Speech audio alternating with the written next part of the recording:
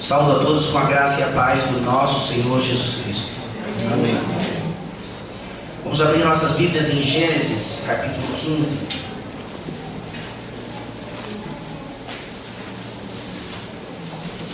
Gênesis, capítulo 15. Eu farei leitura de todo o capítulo, mas a mensagem será apenas até o versículo 6. Gênesis 15. A leitura é de todo o capítulo, mas a mensagem apenas dos versículos 1 a 6. Gênesis 15, assim diz a palavra do nosso Deus. Depois destes acontecimentos, veio a palavra do Senhor a Abrão numa visão e disse: Não temas, Abrão, eu sou o teu escudo, e teu galardão será sobremodo grande. Respondeu Abrão: Senhor Deus, que me haverás de dar, se continuo sem filhos, e o herdeiro da minha casa é o Damasceno Eliezer? Disse mais Abrão: A mim não me concedeste descendência, e um servo nascido na minha casa será o meu herdeiro. A isto respondeu logo o Senhor, dizendo: Não será esse o teu herdeiro, mas aquele que será gerado de ti será o teu herdeiro. Então conduziu até fora e disse: Olha para os céus e conta as estrelas, se é que o podes. E lhe disse: Será assim a tua posteridade. Ele creu no Senhor, e isso lhe foi imputado para a justiça. Disse-lhe mais: Eu sou o Senhor que te tirei de Ur dos Caldeus para dar-te por herança esta terra. Perguntou-lhe Abrão: Senhor Deus, como saberei que hei de possuí-la? Respondeu-lhe: Toma-me uma novilha, uma cabra e um cordeiro, cada qual de 3 anos, uma rola e um pombinho. Ele, tomando todos estes animais, partiu-os pelo meio e lhes pôs em ordem as metades, umas defronte das outras, e não partiu as aves.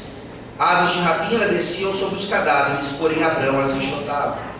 Ao pôr do sol caiu um profundo sono sobre Abrão, e grande pavor e cerradas trevas o acometeram. Então lhe foi dito: Sabe com certeza que a tua posteridade será peregrina em terra alheia, e será reduzida à escravidão, e será afligida por 400 anos. Mas também eu julgarei a gente a quem tem de sujeitar-se, e depois sairão com grandes riquezas. E tu irás para os teus pais em paz, serás sepultado em ditosa velhice. Na 4ª geração tornarão para aqui, porque não se encheu ainda a medida da iniquidade dos amorreus. E sucedeu que, posto o sol, houve densas trevas, e eis um fogareiro fumegante e uma tocha de fogo que passou entre aqueles pedaços. Naquele mesmo dia fez o Senhor aliança com Abrão, dizendo: À tua descendência dei esta terra, desde o rio do Egito até o grande rio Eufrates, o Queneu, o Quenezeu, o Cadmoneu, o Eteu, o Ferezeu, os Refaíns, o Amorreu, o Cananeu, o Gigazeu e o Jebuseu. Amém. Amém. Vamos orar. Senhor nosso Deus, obrigado pelo dom da fé. Não é de nós mesmos, mas é do Senhor, para que ninguém se glorie, para que nós possamos reconhecer, ó Deus, que nem mesmo isso deve ser um amuleto para nós, uma fonte de esperança. Pelo contrário, a fé nos aponta para Ti, e o Senhor nos mostra mais uma vez o quanto esse instrumento é fundamental para entendermos que temos paz contigo. Ó Deus, estamos diante de um texto conhecidíssimo, um texto importantíssimo na Tua Palavra, haja vista o quanto os apóstolos utilizaram Gênesis 15:6 para ensinar ao povo de Deus o que nós precisamos aprender de uma vez por todas a respeito da salvação, da justificação pela fé. Ó Deus, sem dúvida alguma, nessa manhã, a nossa fé mais uma vez se encontra débil, enfraquecida por tantas tormentas e dificuldades. Por isso te pedimos, ó Deus, que o Senhor venha aumentar a nossa fé. Nós dizemos como aquele pai Sim, nós cremos, mas ajuda-nos na nossa falta de fé. Nós dizemos como os discípulos disseram: aumenta-nos a fé. Nós reconhecemos, ó Deus, que só o Senhor pode fazer isso. Não apenas nos entregando a fé para crermos e sermos justificados, mas para continuarmos fazendo crer, aumentando assim a nossa comunhão contigo. Livra-nos, ó Deus, de toda incredulidade nessa manhã e nos ajuda a não termos medo. Em nome de Jesus. Amém. Amém. Essa semana foi histórica para o Brasil. Tivemos aí a decisão do impeachment da Dilma. E certamente você acompanhou, pelo menos indiretamente, todo esse processo, tanto a favor do impeachment ou contra o impeachment. Mas eu queria ressaltar aqui aqueles momentos que anteciparam a proclamação da decisão. Se você acompanhou de forma mais próxima, você foi vendo ali como os dias que antecederam a decisão foram marcados por defesa e acusação, e dependendo aí da sua posição, você ia achando que sim, ia dar certo, eles conseguiriam reverter o processo todo ou não. Parece que realmente as coisas já estão com as cartas marcadas e assim por diante.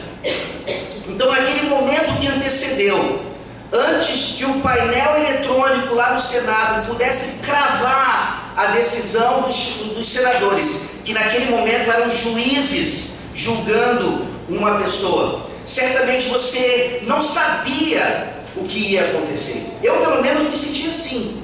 Por mais que as coisas pareciam de fato mostrar que ela seria tirada do poder de qualquer maneira, aqueles dias que anteciparam a decisão jogaram um pouco de dúvida nisso tudo. Ninguém ali realmente sabia o que iria acontecer. No máximo, as pessoas tinham uma certa inclinação, um desejo e assim por diante. Então, antes que aquele painel desse o resultado final e o presidente daquele tribunal pudesse então declarar a decisão, todos, em maior ou menor medida, estavam vivendo pela fé. Eles não tinham certeza absoluta do que ia acontecer. Eles precisavam de uma evidência mais clara. E essa evidência só vem quando o resultado aparece. E isso é um exemplo de como nós vivemos em vários aspectos da vida. Deus nos dá promessas que acabam sendo para nós encaixadas com aquilo que Hebreus capítulo 11, versículo 1 nos diz, de certeza de coisas que ainda não vemos, convicção de fatos que ainda não aconteceram necessariamente. É quando nós olhamos para as promessas de Deus e essa definição clara do que é fé, lá em Hebreus 11, que nós começamos a entender realmente o que é andar por fé. O que é aquilo que o próprio profeta Abacuque entendeu na sua profecia: o justo viverá pela fé. Sabemos aqui então que toda analogia tem o seu limite, obviamente. Isso não significa que fé é sempre algo que vai nos levar a dar um salto no escuro. A gente vai fazendo as coisas como que não entendendo o que está acontecendo, vamos sendo levados por uma suposta fé, mas na verdade nós olhamos para o que acontece aqui com Abrão e nós começamos a perceber desde Gênesis 15, capítulo 6, obviamente antes disso, mas aqui a coisa se torna ainda mais concreta. O que é de fato vivermos e experimentarmos essa fé maravilhosa que só pode ser concedida por Deus. Ora, Gênesis 15 parece não estar muito encaixado com o que está acontecendo. Desde Gênesis 12, então, nós começamos a ver mais especificamente a vida de Abrão. Nós vimos como ali, para sair da sua terra, da sua parentela, da sua própria casa, ele precisou de fé. Ele estava indo para um lugar que ele não conhecia. Obviamente, Gênesis 12 nos mostra que a fé de Abrão já era verdadeira. Ele já tinha feito a sua profissão de fé ali. Mas o capítulo seguinte nos mostra o quanto as circunstâncias da vida podem nos levar a fraquejar. Ele vai para o Egito, nós nos lembramos disso. Ele desobedece a Deus e várias consequências terríveis acontecem ali. Deus precisa intervir para salvar Abrão de suas más decisões. E aí nós temos então, isso ainda no final de Gênesis 12, Gênesis 13, nos mostrando como ele já havia aprendido a lição. Ele escolhe a porção da terra pela fé, por obediência e não por vista, como Ló havia escolhido. E isso então faz com que em Gênesis 14, a decisão de Ló traz consequências terríveis para ele, e Abrão precisa intervir pelo poder de Deus, obviamente, para resgatá-lo e para glorificar o nome de Deus, principalmente no seu encontro com a segunda pessoa da Trindade, ali em Melquisedeque. Então tudo isso é pano de fundo para Gênesis 15 nos mostrar que, diante de tantas vitórias, tantas bênçãos, parece que Abrão aqui deveria então demonstrar um pouco mais de fé, ou uma fé mais robusta. E não é exatamente isso que está acontecendo. Gênesis 15 vem nos mostrar mais uma vez que, infelizmente, até em homens como Abrão, essa fé pode mais uma vez fraquejar. E nós veremos então nessa manhã, meus irmãos, nesses primeiros 6 versículos do capítulo 15 de Gênesis, que em momentos de dúvida e de medo, Deus nos mostra a importância da justificação pela fé. Em momentos de dúvida e de medo, inclusive, Deus vem nos mostrar mais uma vez a importância da justificação pela fé somente. Nós vemos isso claramente em 3 partes. O versículo 1 nos mostra o medo de Abrão. Os versículos 2 a 5 nos mostram a dúvida de Abrão. E o versículo 6 finalmente nos mostra a justificação de Abrão. Vamos caminhar então para entendermos como isso se aplica aos nossos dias, às nossas experiências. Sem dúvida alguma, não tem absolutamente ninguém aqui nessa manhã que não possa dizer que a nossa fé oscila muito mais do que nós gostaríamos que ela oscilasse. Como é então que nós vemos aqui Abrão com medo? Será que isso procede? Gênesis 15, versículo 1. Depois destes acontecimentos, veio a palavra do Senhor a Abrão numa visão e disse: não temas, Abrão, eu sou o teu escudo e teu galardão será sobremodo grande. Ora, a Bíblia não está dizendo categoricamente aqui que Abrão estava com medo, mas por inferência nós podemos entender que sim. Pelo próprio imperativo dado por Deus, não temas, e em segundo lugar pelo contexto. Sim, Abrão poderia ter saído da vitória contra aqueles reis e do seu encontro com Melquisedeque, uma pessoa mais forte, mais cheia de si, talvez até mais soberba, se a tentação levasse para esse lado. Mas não é o caso. Abrão, apesar de tudo aquilo, ele está aqui agora com medo de quê? De uma retaliação. Ele havia vencido de fato. A batalha tinha sido ganha, mas aqueles reis poderiam se planejar mais uma vez para um contra-ataque. Afinal de contas, isso é muito comum em guerras. Isso é muito comum em batalhas. Aqueles reis eram soberbos, poderosos. Eles não podiam deixar barato que um homem com 318 homens tivessem vencido a eles. Então Abrão aqui, ele olha para essas circunstâncias e ele de fato precisa desse encorajamento. E é o que Deus está fazendo com ele e conosco nessa manhã. Sem dúvida alguma, meus irmãos, nessa última semana, pelo menos, várias coisas nos acometeram para que nós temêssemos, para que nós duvidássemos um pouquinho, para que nós não tivéssemos tanta segurança assim em relação a Deus. E a história é a mesma. Deus já nos deu imensas evidências e comprovações de que Ele cuida de nós. Nós não precisamos temer absolutamente nada, mas nós ainda somos vítimas, inclusive, da tal da síndrome do pânico. E é interessante notar então que a Bíblia aqui, ela ao mesmo tempo que revela a posição de Abrão, ela não está dizendo, vejam, um crente verdadeiro, um crente maduro, ele jamais tem medo. Não. Isso não seria a nossa realidade. O texto não está aqui para isso. O texto não está aqui para jogar na nossa cara o quanto nós somos ainda infantis. Acontece uma coisinha e nós começamos a tremer de pavor. Não. A Bíblia, por um outro lado, está revelando o que acontece, infelizmente, nesse mundo caído.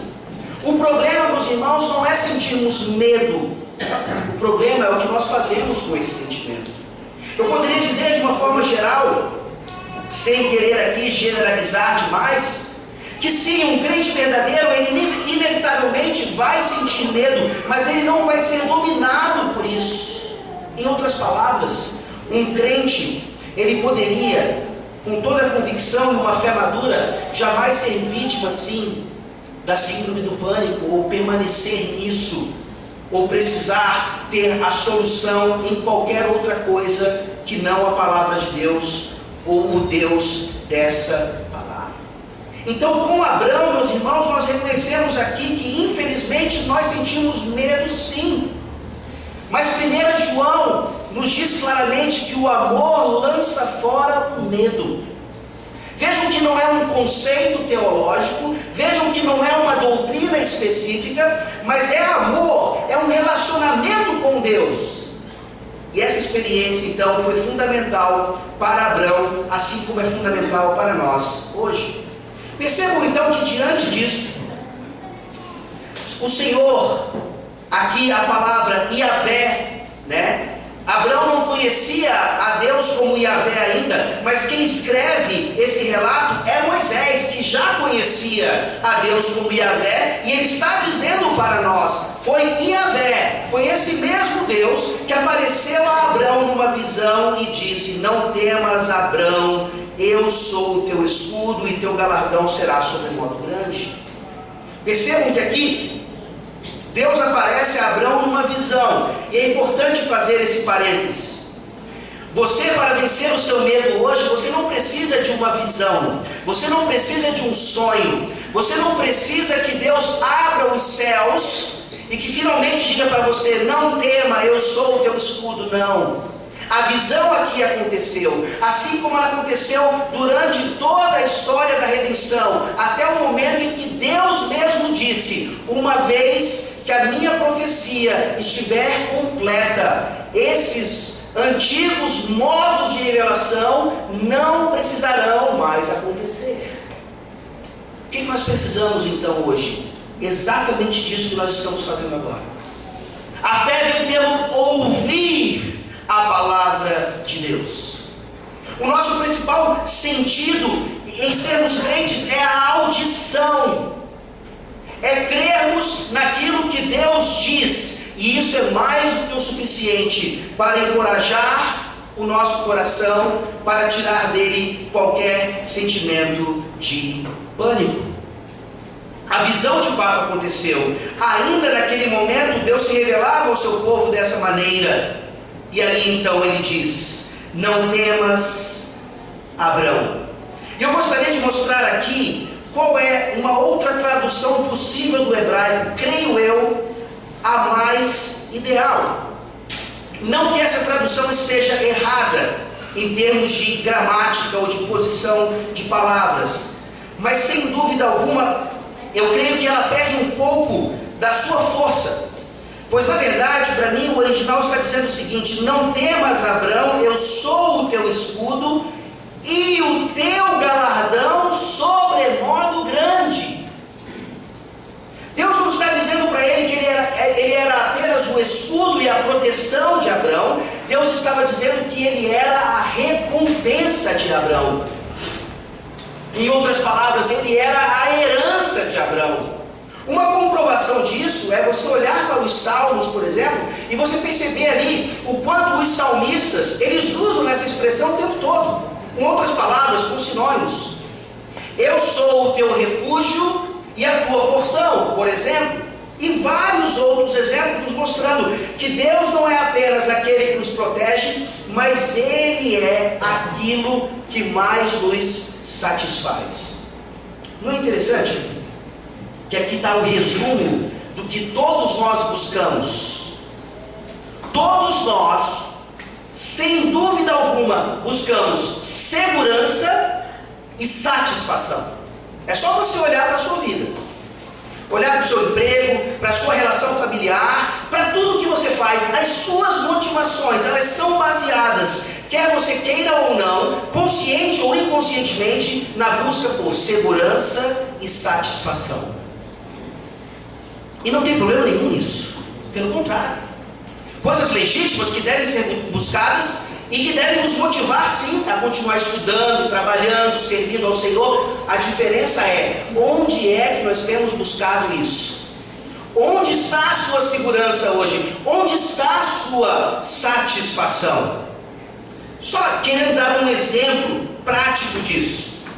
É impressionante o quanto a nossa cosmovisão em relação ao trabalho é influenciada por essa questão. Nós vivemos em um país onde o concurso público ainda é o emprego mais buscado. Por quê? Porque ele dá segurança e satisfação. Ele dá a tão sonhada estabilidade e, querendo ou não, um salário bom, adequado. Principalmente em um país que não sabe valorizar tão bem os seus profissionais. Mais uma vez, a ideia não é que o concurso público é algo errado em si, mas isso demonstra para nós o quanto nós dependemos mais dessas coisas do que do próprio Deus. Desse mesmo Deus que está aqui dizendo bem claramente para Abrão e para nós nessa manhã: não temam, eu sou o escudo de vocês, eu sou a segurança de vocês, mesmo no desemprego. Eu sou a segurança de vocês e a recompensa sobremodo grande de cada um de vocês. Meus irmãos, nós falamos na semana passada à noite do teste da fé. Aqui nós temos mais um deles. Será que nessa manhã eu posso dizer que sim, Deus é o meu escudo? Isso é um pouco mais fácil do que realmente declarar que Ele é a minha satisfação, que Ele é a minha herança, que Ele é a minha porção, que eu não preciso absolutamente de mais nada, porque eu já tenho Ele. Eu creio que uma história conhecida sobre Martyn Lloyd-Jones resume bem essa história. Martyn Lloyd-Jones, antes de ir para o ministério, ele era um médico muito reconhecido, famoso. Ele foi médico da família real britânica. E Deus o chama, então ele vai para o ministério e acaba abandonando a carreira da medicina. E nesse processo, um repórter perguntou para ele como ele se sentia por ter deixado uma carreira tão maravilhosa, que é a medicina. E a resposta de Lloyd-Jones foi bem curta e grossa: eu não deixei nada e recebi tudo. Eu não deixei nada e recebi tudo. Será que é assim que nós nos sentimos em relação à medicina nos nossos dias? Um filho seu que está se preparando para a medicina, talvez tenha até passado, está cursando, e de repente diz: pai, mãe, o chamado para o trabalho na igreja foi completamente inevitável. Deus está me chamando de tal forma que eu preciso deixar todas essas coisas e me dedicar somente a isso. Como é que você se sentiria? Não, meu filho, termina primeiro a medicina e depois você vai. Não, meu filho, veja bem, dá para fazer as duas coisas em conjunto. E a gente tenta, às vezes, racionalizar, não entendendo que, de fato, deixar qualquer coisa para receber Deus em troca torna aquilo que nós deixamos como nada, porque, de fato, nele nós temos tudo. Não, os nossos jovens não vão ser mais espirituais ou mais crentes se eles largarem tudo agora e forem ser missionários lá no interior da África. Não é isso. Na nossa vida diária, mesmo cursando ainda medicina, mesmo estudando para um concurso ou qualquer coisa que seja, a pergunta é, mesmo diante disso, o Senhor Deus é o seu escudo e principalmente a sua recompensa, a sua herança. Isso nos mostra como nós vivemos o nosso cristianismo. E aqui sim nós precisamos ser como Paulo, que não tinha nada a perder. É por isso que ele fala que o que ele deixou é como se fosse algo desprezível para receber tudo o que ele precisava. Paulo diz lá em 2 Coríntios, como nós estudamos bem naquela epístola, nada tendo, mas possuindo tudo. Nada tendo, mas possuindo tudo. Vejam então, meus irmãos, que aqui nós temos a resposta para o nosso descontentamento, nós temos a resposta para aquilo que ainda nos aflige, que é uma sensação de que os bens materiais é que na verdade vão me trazer essa segurança e essa satisfação. Não, nessa manhã o Senhor Deus visita Abrão e ele dá um imperativo claro: pare de ter medo, pare de racionalizar nesse aspecto. E ele não dá então um imperativo que não pode ser experimentado por Abrão. Não é impossível, pelo contrário. Ele não está aqui dizendo um mantra para Abrão ficar falando diariamente quando ele acordar: não temas, não temas, não temas, não temas. Não é um mantra. Os livros atuais tentam fazer com que a mente humana se transforme por meio dessas repetições e vãs repetições. Não. O que Deus está dizendo aqui, o imperativo dele, que deve ser cumprido por Abrão e por todos nós, é baseado em uma realidade. Deus é o nosso escudo e a nossa herança. Se tem algo que nós devemos repetir, é isso. Yahvé, o Deus do pacto, é o escudo e a herança. Ele é o escudo e a herança. Ele não está mentindo, ele não está enganando, ele não está dizendo aqui, como nós dizemos muitas vezes, vai dar certo no final, continua e nunca dá certo. Não, já deu. Essa é a grande diferença. Já deu, ele já é o nosso escudo, ele já é a nossa herança. Mas mesmo assim, Abrão ainda responde com uma certa dúvida. Isso seria mais do que necessário para que Abrão mais uma vez restabelecesse tudo que foi tirado dele, pelas circunstâncias, pela sua falta de fé ou o que quer que seja. E é isso que nós vemos então nos versículos 2 a 5.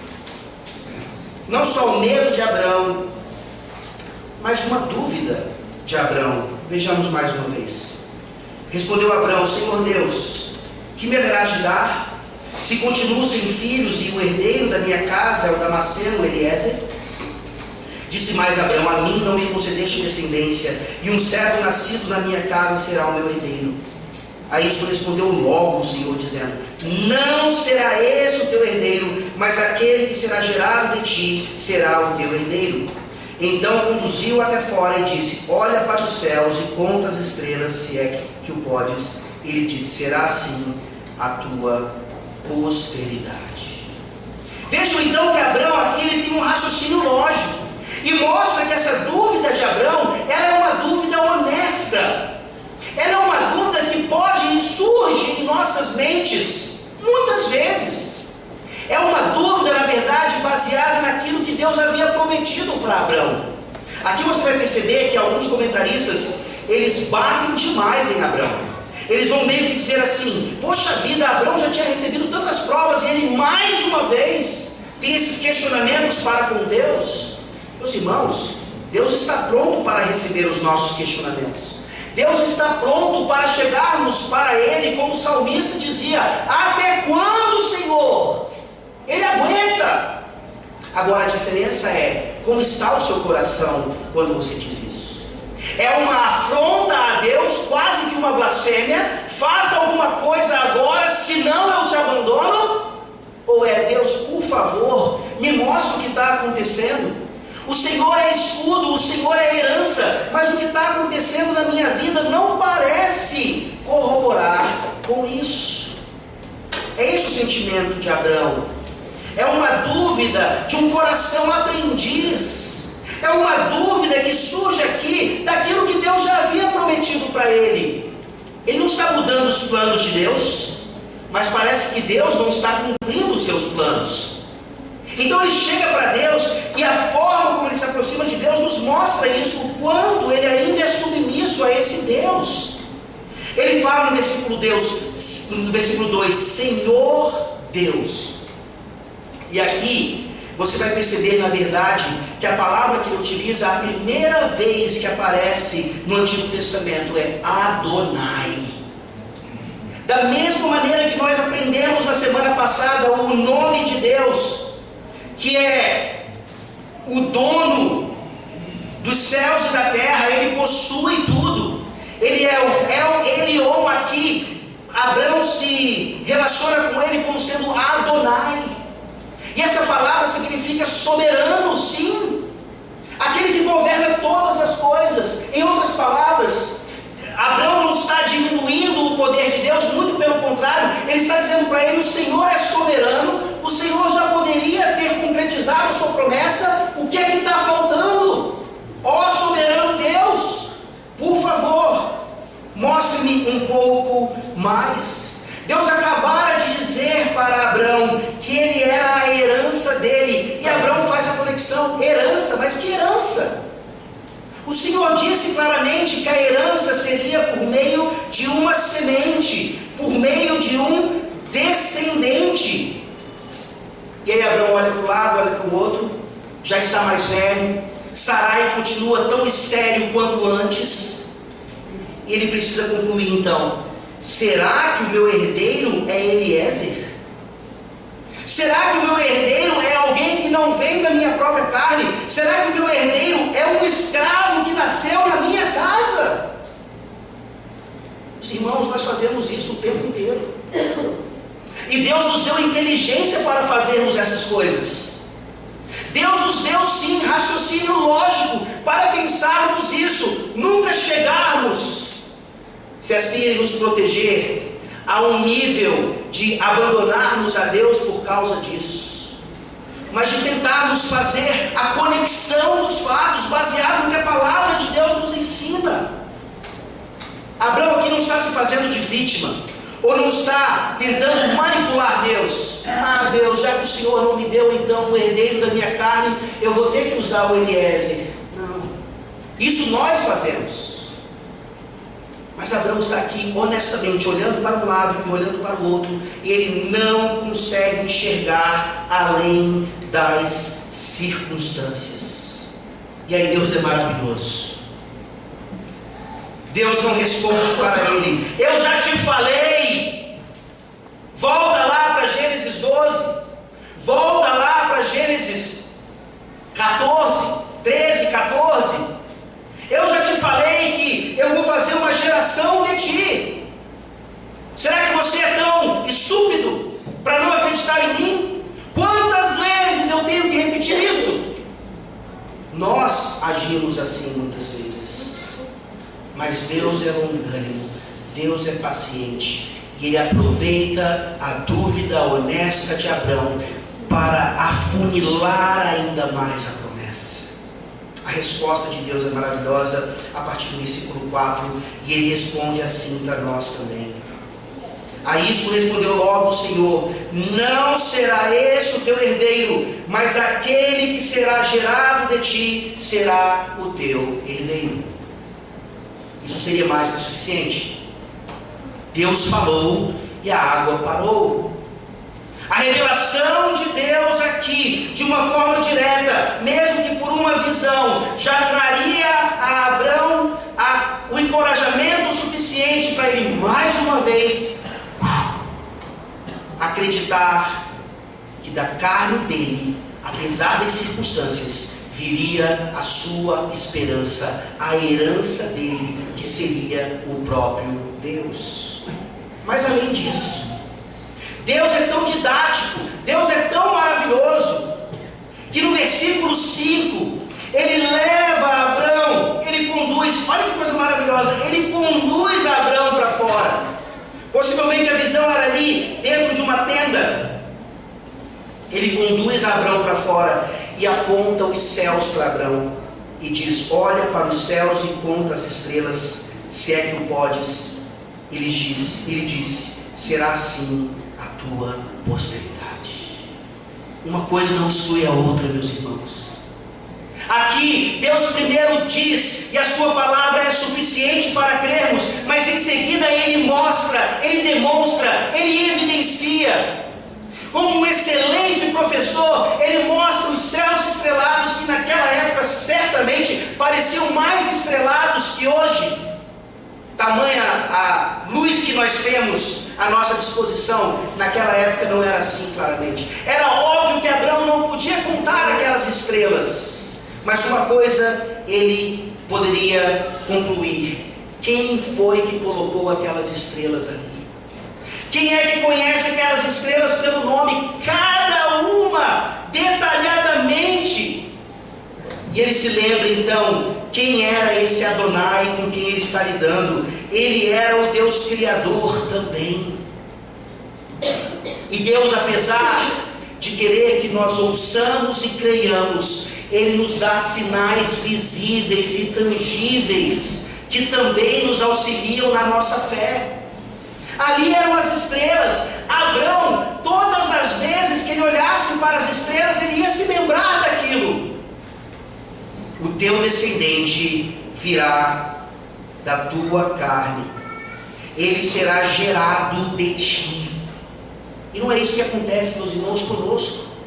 Sim, a palavra de Deus é suficiente, mas além disso Ele nos dá o quê? Os meios de graça. Hoje à noite nós vamos ver o Evangelho, nós vamos pegar no Evangelho, nós vamos sentir o Evangelho no pão e no vinho. Não, o texto não está dizendo que as estrelas eram como um sacramento, não. O que o texto está dizendo é que as estrelas, esse mundo como um todo, todas as coisas criadas por Deus, eles servem também para nos mostrar quem Ele é e o quanto nós podemos confiar nas suas promessas. Quando a audição estiver falhando um pouquinho, esses outros elementos vão nos ajudar a voltar para aquilo que é a nossa âncora, a palavra de Deus, pregada e aplicada aos nossos corações. Da próxima vez que você olhar para o céu e vê-lo tão estrelado quanto aqui, lembre-se que a semente, o Redentor, ele já veio, que foi por meio dele que as estrelas foram criadas, e que a nossa fé deve sim ser depositada somente nele. Isso nos lembra de uma história de Thomas Chalmers, que ia visitar uma de suas pessoas, uma das pessoas que estavam na sua congregação, e aquela pessoa ela tinha muita dificuldade em crer. Ela não se sentia cristã e queria ter uma fé mais robusta. E Thomas Chalmers a visitava, e a visita era sempre muito ruim, porque aquela mulher insistia em que ela não era capaz de crer. E Chalmers sempre saía dali muito desapontado, até que um dia, ele sempre saía pela porta da frente, um certo dia ele saiu pela porta de trás, porque ele ia visitar uma outra pessoa e aquele caminho era mais favorável. Então ele saiu pela porta de trás, e chegando nos limites do terreno daquela mulher, tinha um riachinho, e para atravessar o riacho, ele precisava passar por uma ponte. E ali então ele teve uma iluminação. Ele parou e viu que a mulher ainda estava olhando para ele, e ele para, ele não vai. E a mulher, sem entender o que estava acontecendo, viu que estava passando muito tempo, e ele está ali hesitante, ele não quer subir na ponte. Então ela grita: vá, suba na ponte, ela é segura, se lance na ponte. E ele olha para trás e diz: vá, ele é seguro, se lance em Cristo. E aquilo foi o que o Espírito Santo utilizou para fazer com que toda a palavra que aquela mulher estava ouvindo, domingo após domingo, se concretizasse e ela entendesse então que fé é exatamente isso: não se lançar no escuro, mas se lançar na ponte que é Cristo Jesus. Ele é seguro. A palavra de Deus mostra isso. Ele é o escudo, Ele é a recompensa. Se nessa manhã você ainda não se lançou nele, confie em mim, confie em Chalmers, confie em Deus. Ele é seguro, lance-se nele. Mas essa não é uma palavra apenas para os descrentes que nessa manhã talvez sejam salvos de uma vez por todas de seus pecados. Essa mensagem era para Abrão, um crente já. Essa é a mensagem para nós que somos crentes e muitas vezes não queremos pisar na ponte mesmo. E é por isso então que nós olhamos para o versículo 6 e nós entendemos a importância da justificação pela fé somente, principalmente em momentos de dúvida e de medo. O versículo 6 nos mostra a justificação de Abrão. Ele creu no Senhor e isso lhe foi imputado para a justiça. Ora, se nós somos bons intérpretes de textos, nesse momento nós deveríamos levantar uma pergunta. Espera aí, pastor. Então quer dizer que ele só foi justificado nesse momento da sua vida? É isso que o texto está dizendo? E a nossa resposta é óbvio que não. Nós olhamos então para toda a analogia da fé, toda a analogia da Escritura, tudo aquilo que nós temos já como um compêndio teológico do que significa justificação pela fé, e nós entendemos que jamais isso aconteceria na vida de Abraão ou de qualquer outro crente. Uma vez que nós cremos, por mais que seja um grãozinho de mostarda, aquela fé já é suficiente para nos dar o pacote todo da salvação. Não é que nós primeiro nascemos de novo no ano tal, aí depois de alguns anos Deus nos dá a fé, aí depois de alguns anos Ele nos justifica, 5 anos depois nos adota, e aí então Ele começa a nossa santificação. De jeito nenhum. Abraão creu lá em Gênesis 12, e ele já foi justificado ali, ele já foi adotado ali, ele já foi glorificado ali, como Paulo nos lembra em Romanos capítulo 8. O pacote estava completo. O que é que a palavra de Deus está nos dizendo então, meus irmãos? Aqui, mais evidentemente, mais enfaticamente, aquilo que já havia acontecido com ele, assim como já aconteceu conosco quando nós cremos, é mais uma vez trazido à nossa memória. É mais uma vez demonstrado que a justificação pela fé somente, ela é definitiva. Nós veremos isso aqui já já no nosso símbolo de fé. Ela é definitiva. Nada pode nos tirar essa justificação, uma vez que a nossa fé é verdadeira e depositada em Cristo Jesus. Mas como nós precisamos lembrar que nós somos justificados pela fé somente. Porque nós criticamos aqueles que não defendem isso, que são os hereges, mas nós vivemos assim muitas vezes. Nós não andamos como nos foi lembrado em Abacuque, o justo viverá pela fé. E como então esse versículo aqui vai gerar toda essa teologia que por toda a Bíblia vai ficar demonstrada claramente. Sim, meu irmão, minha irmã, se você creu em Deus lá atrás da sua vida, a sua justificação está lá atrás, está lá na eternidade, se nós quisermos voltar o máximo que pudermos. Mas como semana após semana, nós precisamos lembrar que sim, somos justificados pela fé somente. Eu mencionei aqui algumas vertentes que não pensam como a palavra de Deus ensina. Deixa eu fazer aqui um resumo bem rápido da história dessa doutrina. Você tem, por exemplo, Pedro Lombardo, um escolasticista lá na Idade Média, um pouco antes de Aquino, que ensinava que o Espírito Santo, ele vem para justificar um pecador, mas ele simplesmente abre a porta, ele simplesmente potencializa aquilo que o pecador, pela sua própria obra, deve alcançar. O Espírito Santo dá a chance, e o pecador então abraça essa chance e se demonstra para com Deus como alguém merecedor dessa justificação.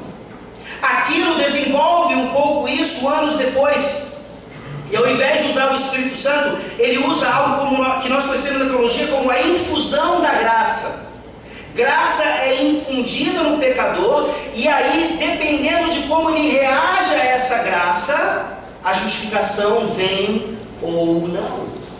E ainda nesse contexto, você percebe então como a Idade Média foi terrível para a teologia, para a igreja cristã.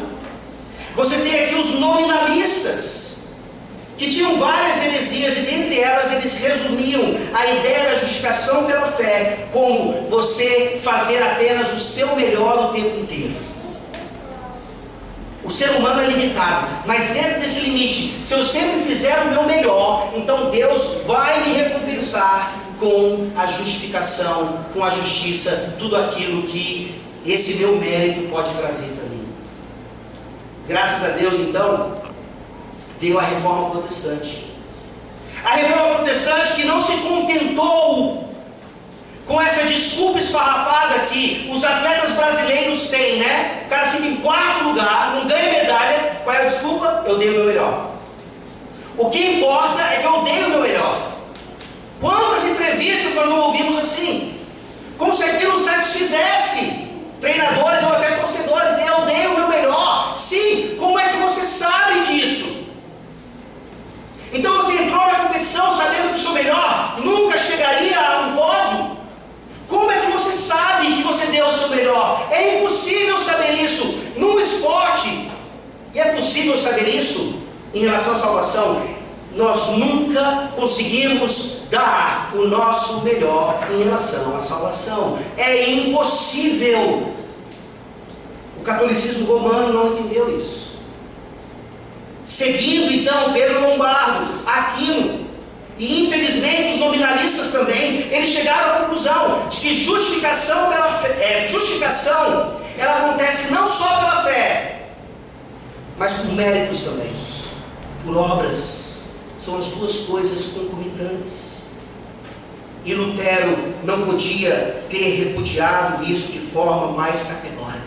Ano que vem, meus irmãos, são 500 anos de reforma. 500 anos. No dia 31 de outubro, que Lutero colocou ali as suas 95 teses, repudiando não só as indulgências, como exatamente todas essas ideias que não fluem das Sagradas Escrituras, que não fluem de Gênesis 15, versículo 6. Ele creu no Senhor e isso lhe foi imputado para justiça. Deixe-me ler para vocês, por favor, a pergunta 71 do nosso Catecismo Maior. Como é a justificação um ato livre da graça de Deus? Ainda que Cristo, pela sua obediência e morte, prestasse uma verdadeira satisfação real e plena à justiça de Deus em favor dos que são justificados, contudo, a sua justificação é de livre graça para eles, desde que Deus aceite a satisfação de um fiador, a qual podia ser exigida deles, e proveu este fiador, seu único filho, imputando-lhes a justiça deste, e não exigindo deles nada para a sua justificação, senão a fé, a qual também é dom de Deus.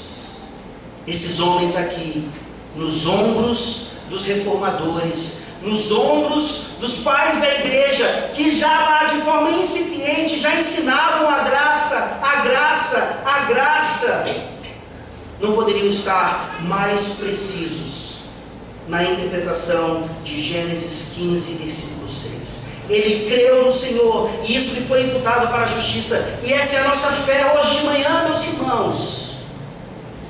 Vamos olhar para as circunstâncias, vamos olhar para qualquer coisa que nos amedronte. Você tem os seus medos, você tem os seus fantasmas, eles caem por terra hoje, porque se você creu em Jesus Cristo, isso já lhe foi imputado para a justiça.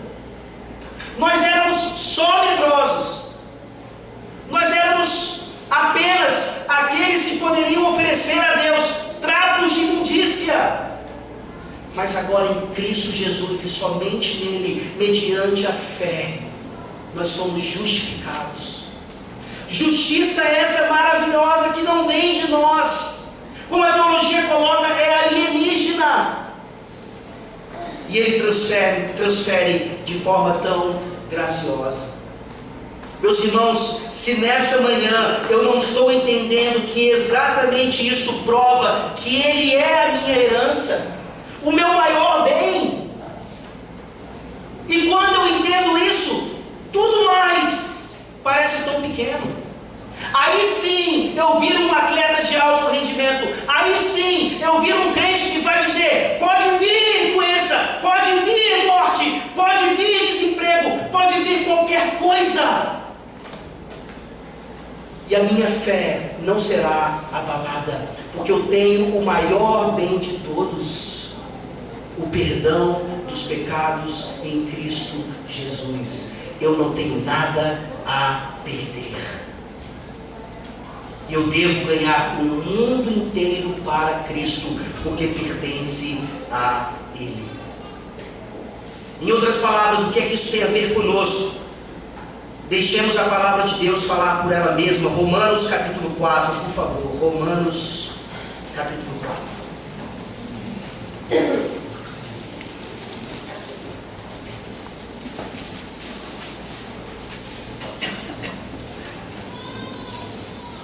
Versículos 18 a 25. Olha como Deus se importa com você. Romanos 4, de 18 a 25. Abraão, esperando contra a esperança, creu, para vir a ser pai de muitas nações, segundo lhe fora dito: assim será a tua descendência. E sem enfraquecer na fé, embora levasse em conta o seu próprio corpo amortecido, sendo já de 100 anos, e a idade avançada de Sara, não duvidou, por incredulidade, da promessa de Deus, mas pela fé se fortaleceu, dando glória a Deus, estando plenamente convicto de que ele era poderoso para cumprir o que prometera. Pelo que isso lhe foi também imputado para a justiça. E não somente por causa dele está escrito que lhe foi levado em conta, mas também por nossa causa, posto que a nós igualmente nos será imputado, a saber, a nós que cremos naquele que ressuscitou dentre os mortos, a Jesus nosso Senhor, o qual foi entregue por causa das nossas transgressões e ressuscitou por causa da nossa justificação. Não é à toa que os apóstolos utilizaram aquele versículo para cravarem a teologia da nova aliança. A justificação é pela fé somente, tudo que passa disso é contra a cruz de Cristo. Nessa manhã, não olhem apenas para as estrelas, olhem para a cruz. Paulo diz aqui claramente: ele foi entregue por causa das nossas transgressões, mas ele ressuscitou por causa da nossa justificação. Que nessa manhã todos nós saiamos daqui justificados pela fé somente em Cristo Jesus. Vamos orar.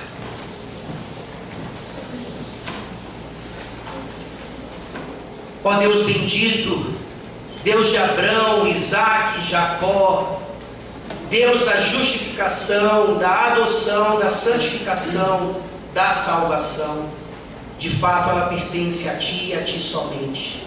Obrigado por nos conceder tamanha graça, tamanha bênção. Nos ajuda, ó Deus, a vencermos as tentações diárias, semanais, mensais, anuais, exatamente com essa experiência maravilhosa de que o Senhor é o nosso escudo, o Senhor é a nossa herança. Ó Deus Todo-Poderoso, livra nessa manhã aqueles que ainda acreditam em algum tipo de mérito, em algum tipo de força própria, em algum tipo de obra. que não flua do teu amor por nós, de alguma obra que não foi de antemão preparada para que andássemos nelas. Ó Deus Todo-Poderoso, tende misericórdia de nós, que as nossas crianças possam crescer assim também. Em nome de Jesus que nós oramos. Amém. Amém.